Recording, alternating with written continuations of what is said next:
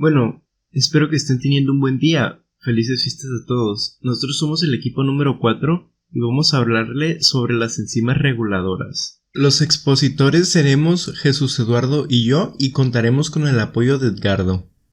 Primeramente, ¿qué son las enzimas reguladoras? Son catalizadores biológicos que, además de sus propiedades que caracterizan a las enzimas, presentan características que le confieren papeles reguladores del metabolismo.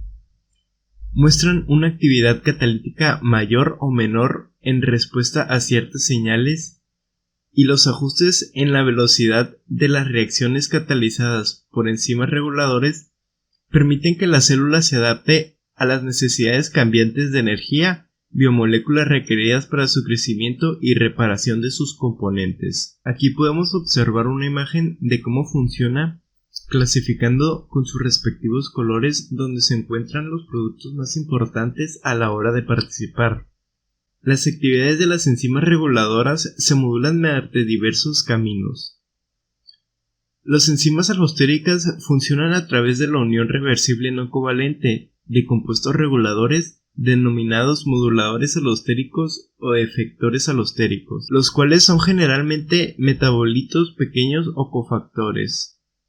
Otros enzimas están regulados por medicación covalente reversible. Ambas clases de enzimas reguladores tienden a tener varias subunidades y, en algunos casos, el sitio o sitios reguladores y el sitio activo se encuentran en subunidades separadas. Los enzimas alostéricos experimentan cambios de conformación en respuesta a la unión moduladores. Los cambios de conformación inducidos por uno o más moduladores interconvierten formas más activas o menos activas de la enzima.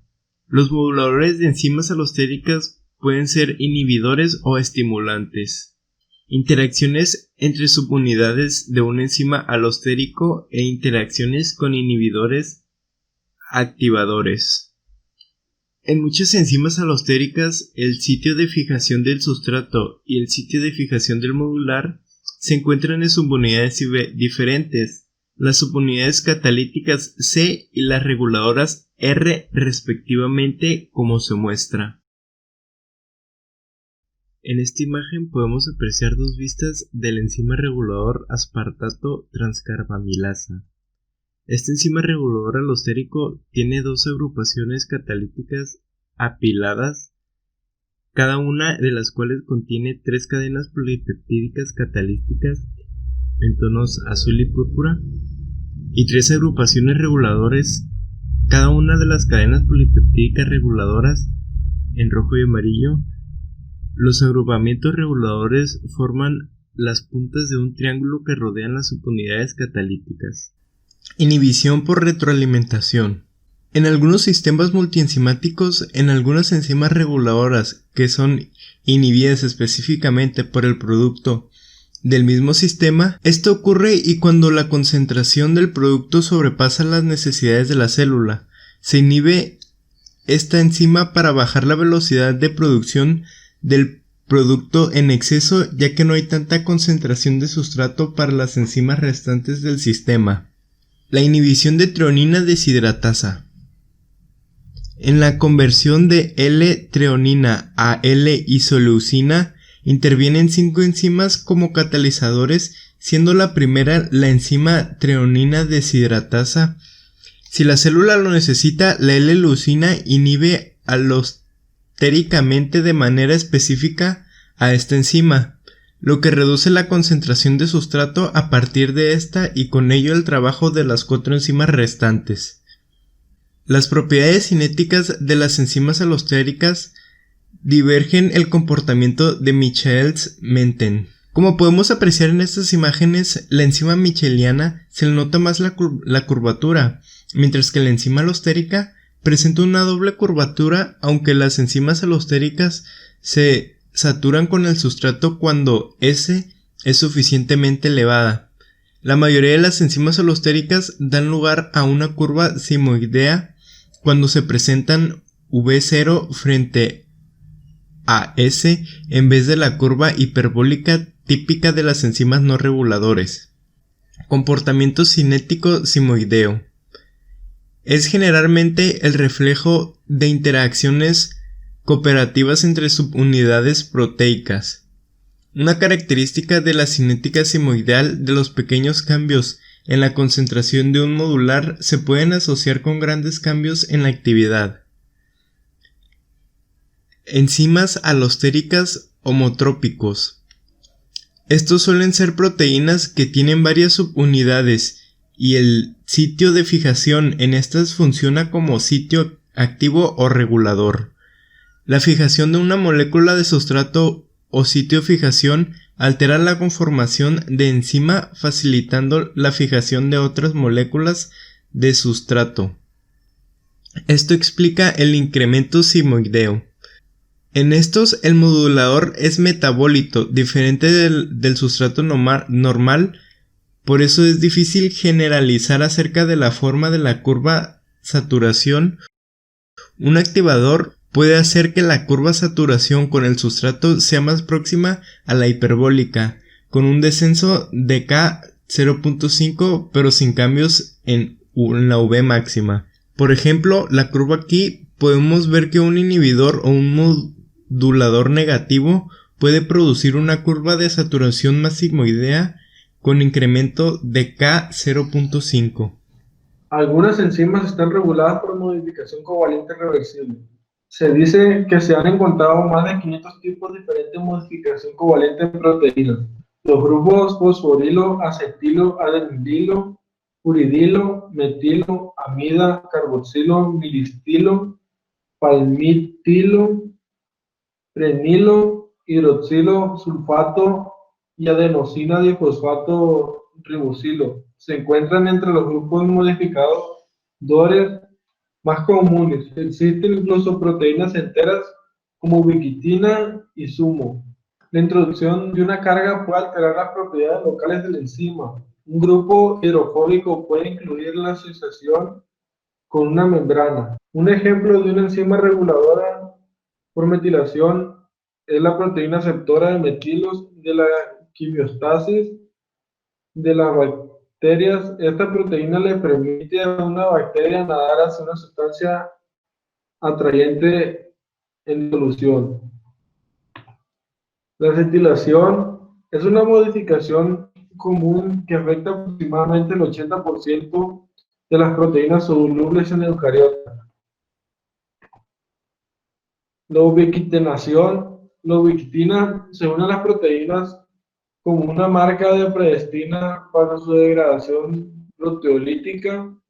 La ubiquitinación también tener una función reguladora con un sumo se encuentra en unidad a muchas proteínas nucleares eucarióticas.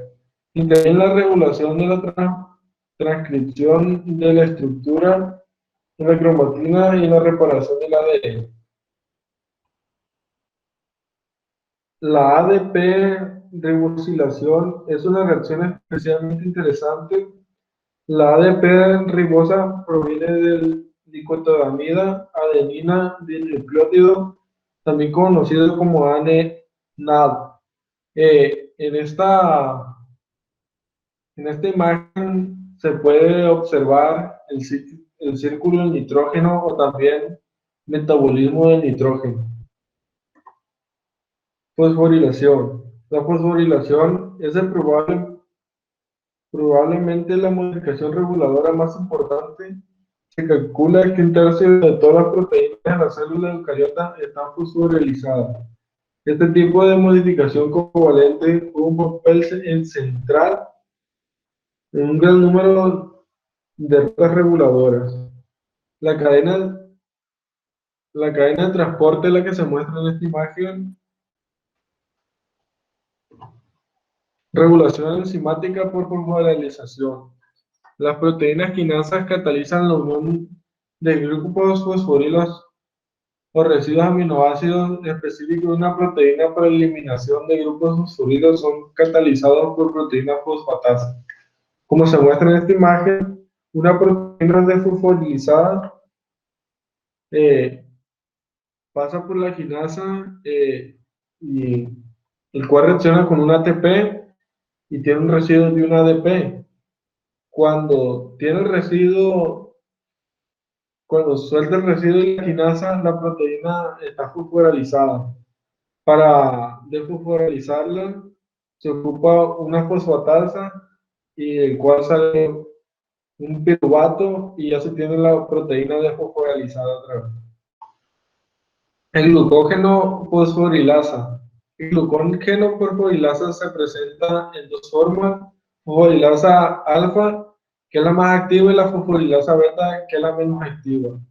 Como se muestra, el glucógeno fosforilasa beta eh, es una inactiva y para pasarlo de glucógeno fosforilasa beta a fosforilasa alfa, está el fosforilasa quinasa, en el cual se ocupan dos ATP para que, lleve, para que se lleve a cabo esta reacción y salen del residuo dos ADP. Y ya se tiene el glucógeno fosforilasa alfa activa. Para desfosforilizarlo se ocupa la fosforilasa fosfata, en la cual entran dos moléculas de agua y salen dos de piruvato, que son los residuos, y queda el glucógeno fosforilasa alfa inactivo. Fosforil- La fosforilación de una enzima puede afectar la catálisis mientras la modificación de la afinidad de fijación del sustrato.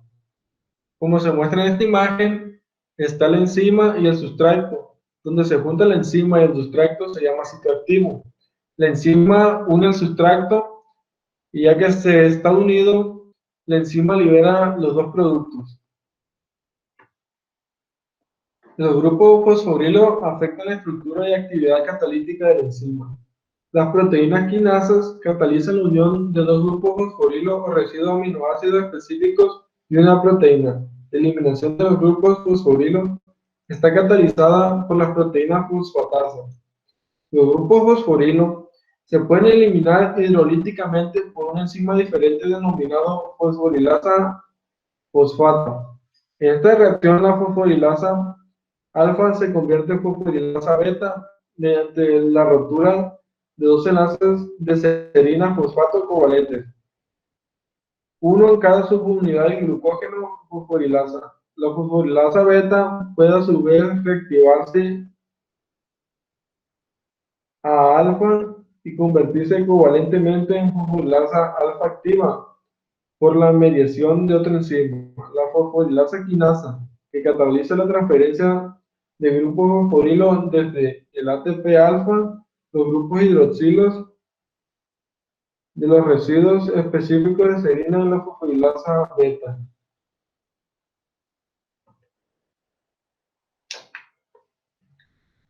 Fosforilación múltiple permite el control exquisito de la regulación. Los residuos serina, trionina y tirosina fosforilados en las proteínas reguladoras se presentan dentro de motivos estructurales comunes, en las denominadas secuencias en consenso. Algunas quinasas son basofílicas, otras presentan diferentes presencias de sustrato. Sin, en esta tabla se muestra las proteínas quinasas, los tipos de proteínas quinasas que hay, y secuencias en consensos y residuos fosforilados. Sin embargo, la secuencia primaria no es el único factor importante en la determinación de si un residuo será fosforilado o no. Algunas fosforilaciones inhiben más que otras la, la glucógeno sintasa, y algunas combinaciones de fosforilaciones son acumulativas. Estas fosforilaciones reguladoras múltiples proporcionan el potencial para una regulación extremadamente sutil de actividad enzimática.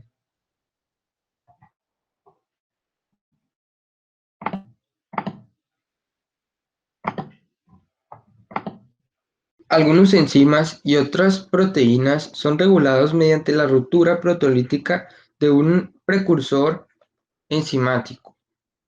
Aquí para comenzar vamos a hablar de algunos puntos importantes que se deben remarcar y aclarar para una mejor comprensión de la temática. Por ejemplo, en este caso es el concepto de la ruptura proteolítica. ¿Qué nos quiere decir este concepto? Es es la ruptura la cual se lleva a cabo en las cadenas de aminoácidos de ciertos péptidos o proteínas. Y el otro concepto sería precursor enzimático, que es algo que tiene el potencial de convertirse en una enzima mediante algún cambio, una ruptura o alguna reacción que le ocurra. Es necesaria una escisión de un zimógeno. La escisión es la que ya les comenté antes, es la ruptura de algunas proteínas o péptidos de un zimógeno. El zimógeno es un precursor inactivo, lo que ya les había comentado, para formar una enzima activa. La quimotripsina y la tripsina se sintetizan a partir de quimotripsinógeno y tripsinógeno. La quimotripsina y tripsina están presentes en los seres humanos. ¿En dónde? Pues en el páncreas y también en el sistema digestivo. Entonces aquí vemos enzimas en el sistema digestivo y hormonas en el sistema endocrino. El ejemplo que nos dan son amilasa, proteinasa, glucagón, insulina y polipéptido pancreático. Se presenta la proteólisis de los zimógenos precursores de tripsina y quimotripsina, los cuales son tripsinógeno y quimotripsinógeno. El quimotripsinógeno tiene una ruptura proteolítica en presencia de tripsina, la cual se separa en sus partes del primer aminoácido hasta el número 15 y el aminoácido número 16 hasta el aminoácido número 245, tomando un nombre de K-quimotripsina y esta es activa. Después, esta K-quimotripsina tiene una autocatálisis donde los residuos serina, arginina salen junto con treonina y asparagina, los cuales también se van, quedando alfa-quimotripsina activa. Y aquí como lo vemos es desde el 1 que es el extremo amino terminal y después al 13 que es la leucina. Ahí vemos que pues claramente ya se fueron la serina y la arginina, que es el aminoácido 14 y 15, y después nos quedamos con solamente del 16 al 146, que el 16 es isoleucina y el 146 es tirosina. Después vemos que también se va el aminoácido, 147 y el 148 que es trionina y asparagina, quedando solamente del 149 al 245. El 149 es alanina, es el aminoácido de alanina, y el 245 es el extremo carboxilo terminal. Pasamos al tripsinógeno, el cual está inactivo. Vemos que es la cadena de aminoácidos del 1 al 7, que es valina, 4 de ácido aspartico o aspartato, lisina, que es el 6, y el 7 es isoleucina, los cuales en presencia de enteropeptidasa, que es una enzima, se van de esa cadena de aminoácidos y queda solamente la cadena del aminoácido 7, leucina, isoleucina, hasta el 245, que es el extremo carboxilo terminal, quedando tripsina activa. Las proteasas son inactivadas por proteínas inhibidoras que se fijan muy fuertemente al sitio activo de las enzimas. Como vemos en la imagen, empezamos por donde está la enzima solita. Tiene dos caminos, el del sustrato o el del inhibidor competitivo. Y algunas veces es más rápido la del inhibidor competitivo porque compite con el sustrato y a veces es más rápido. Este inhibidor competitivo inactiva a esa enzima y no hay productos, no se generan productos porque no reaccionó con el sustrato. Entonces el otro camino es la enzima, sustrato, enzima activa y esa enzima genera productos. El ejemplo es la antitripsina, que se fija a la tripsina inhibiéndola. Y aquí pues nos dan un ejemplo o una explicación de qué pasa cuando una persona inhala el humo del tabaco, del cigarrillo de tabaco. Al introducir el humo del tabaco también ingresan otras sustancias al cuerpo humano, como la nicotina, la cual ataca a unos leucocitos específicos, los cuales se llaman neutrófilos de la sangre, lo cual ocasiona la desactivación de antiproteinasa, la cual a su vez inhibe la elastasa, que es una enzima de los neutrófilos, y finalmente termina en un daño tisular, provocando así la dilatación de los alvéolos, esto en los pulmones, o la destrucción de sus paredes, lo que se denomina enfisema pulmonar. Aquí la antiproteinasa inhibe la elastasa de los neutrófilos, que actúa sobre la elastina, componente de los tejidos conjuntivos. La insuficiencia de alfa-1 antiproteinasa, que puede ser debida a la exposición al humo del tabaco, se ha asociado con lesiones pulmonares, entre ellas el enfisema, como ya lo había explicado. Hay otros precursores para la activación de proteínas por protólisis llamados proproteínas o proenzimas. Ejemplo de ello es el procolágeno, que es el resultado de la síntesis de colágeno en el tejido conjuntivo. Y aquí vemos la imagen, una micrografía de electrón de agregantes de procolágeno que han sido secretados por fibroblastos en el medio extracelular. Proceso de coagulación.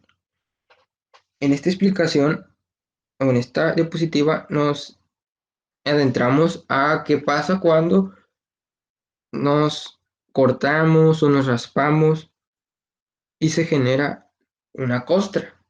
Pues aquí se explica qué sucede para que se genere esa costra. La lesión vascular, después la vasoconstricción, después un tampón plaquetario y después un coágulo de fibrina. La fibrina se origina por la protólisis de su proproteína inactiva, fibrinógeno, el fibrinógeno. La trombina se origina por protólisis de su proproteína, protrombina. La fibrina es una proteína. La fibrina y la trombina se juntan para hacer una cascada de reacciones para que así se cierre esa lesión vascular mediante señales en el cuerpo, señales de el cerebro hacia ese lugar el cual manda a los glóbulos blancos y también a células T o leucocitos T, los cuales van a, además de reconstruir, a atacar a los cuerpos invasivos, que los antígenos.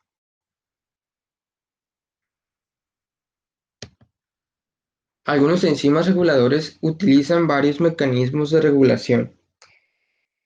Y aquí nos ponen la imagen de la doble regulación de glucógeno fosforilasa muscular. Dice doble, pero yo solamente explicaré la fosforilasa B, ese lado.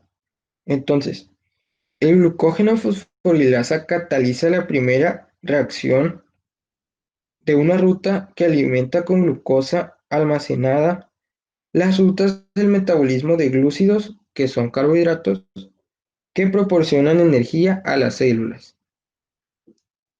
Su regulación se puede dar por una modificación covalente, pero también puede ser modulada alostéricamente por AMP, que el AMP es adenín monofosfato, que está constituido por una base nitrogenada, un carbohidrato como ribosa y en este caso solamente un fosfato, que es un activador de fosforilasa B por la glucosa 6-fosfato y ATP. El ATP es adenosín trifosfato, que es una base nitrogenada, un carbohidrato que es ribosa y 3 fosfatos unidos entre sí, ambos inhibidores de la enzima. ¿Por qué digo inhibidores? Porque como vemos en esta imagen, dice forma R, que la forma R es la forma relajada y esa conformación está activa. Cuando lo hacemos reaccionar con todo lo que ya dije, el AMP, el ATP y el glucosa 6-fosfato, se genera la forma T, que es la forma tensa, que esta es inactiva. Y por eso se inhibe esa enzima. Las enzimas que añaden o eliminan grupos fosforilo son regulados por hormonas que regulan el azúcar en la sangre, por lo que el sistema es sensible a las hormonas. Otra enzima reguladora clave es la glutamina sintetasa bacteriana. Cataliza una reacción que introduce nitrógeno reducido en el metabolismo celular. Está regulada alostéricamente con 8 moduladores alostéricos diferentes como mínimo, por modificación covalente o reversible y mediante la asociación de otras proteínas reguladoras. Aquí vemos que el glutamato se hace reaccionar en presencia, porque no reacciona en presencia, de glutamina sintetasa, y en la cual también participa el ATP, y después se va a ADP, que el ADP es adenosín difosfato. Se consumió un fosfato del ATP. Y esto nos da glutamil fosfato, que es el intermediario, glutamina sintetasa. Después en presencia de glutamina sintetasa y que entre amoníaco para salir un fosfato, se genera glutamina. Para terminar y cerrar esto, vemos esta imagen que nos muestra que la baja concentración de sustrato y alta concentración de enzima no se llevan bien. Después agregamos un poquito más de sustrato y las mismas cantidades de enzima y un poquito mejor. Pero lo mejor es una alta concentración de sustrato y una baja concentración de enzimas, para que siempre estén reaccionando la enzima con el sustrato. Entonces, el control de la catálisis es crítico para la vida. Se necesitan catalizadores poderosos y una gran cantidad de sustrato para que se dé la altamente regulada sinfonía de reacciones que denominamos vida. Muchas gracias.